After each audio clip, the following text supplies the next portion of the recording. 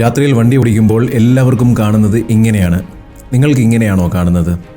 ഇനി ചിലർ ഉറങ്ങാൻ കിടക്കുമ്പോൾ ഇരുട്ടുമുറിയിൽ ഒരുപാട് നേരം മൊബൈൽ നോക്കിക്കൊണ്ട് കിടക്കും. അവർക്ക് കാഴ്ചയിൽ ചെറിയ പ്രയാസമുണ്ടാവും. പക്ഷേ അതേ മുറിയിൽ ലൈറ്റ് ഇട്ട് കഴിഞ്ഞാൽ അവർക്ക് മൊബൈൽ നന്നായി കാണാൻ സാധിക്കും.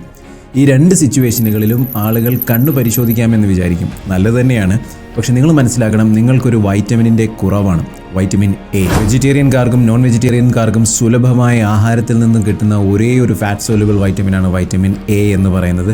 വെജിറ്റേറിയൻകാരെല്ലാവരും വിചാരിച്ചിരിക്കുന്നത് ക്യാരറ്റാണ് ഏറ്റവും കൂടുതൽ വൈറ്റമിൻ എ സോഴ്സ് എന്ന്. എന്നാലല്ല, മധുരക്കിഴങ്ങിലാണ് ഏറ്റവും കൂടുതൽ വൈറ്റമിൻ എ സോഴ്സ് ഉള്ളത്. അത് കഴിഞ്ഞാൽ ക്യാരറ്റ്, അത് കഴിഞ്ഞാൽ മൂന്നാം സ്ഥാനത്തുള്ളത് മുരിങ്ങയില, ചീര, മത്തൻ, മാങ്ങ, പപ്പായ എന്നുള്ളത്. ഇതൊക്കെ എങ്ങനെ പാകം ചെയ്ത് കഴിക്കണം, ഏത് വെറൈറ്റിയാണ് ഏറ്റവും നല്ലത് എന്നുള്ളത് വിശദമായി ഞാൻ ഒരു വീഡിയോ ചെയ്തിട്ടുണ്ട്. എൻ്റെ ചാനൽ ഒന്ന് കണ്ടു നോക്കുക. നോൺ വെജിറ്റേറിയൻ ആയ ആളുകൾക്ക് കിട്ടാവുന്ന ഏറ്റവും നല്ലൊരു സോഴ്സ് എന്ന് പറയുന്നത് ബീഫ് ലിവറാണ്. ബീഫ് ലിവറിൽ 100% റെറ്റിനോൾ ആയതുകൊണ്ട് തന്നെ എല്ലാ ദിവസവും കഴിക്കുന്നത് നിഷിദ്ധമാണ്.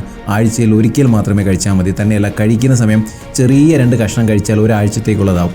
ഈ 2 കഷ്ണത്തിന് തുല്യമായ വൈറ്റമിൻ എ നിങ്ങൾക്ക് ക്യാരറ്റിൽ നിന്നും കിട്ടണമെന്നുണ്ടെങ്കിൽ 1.5 കിലോ ക്യാരറ്റ് കഴിക്കണം.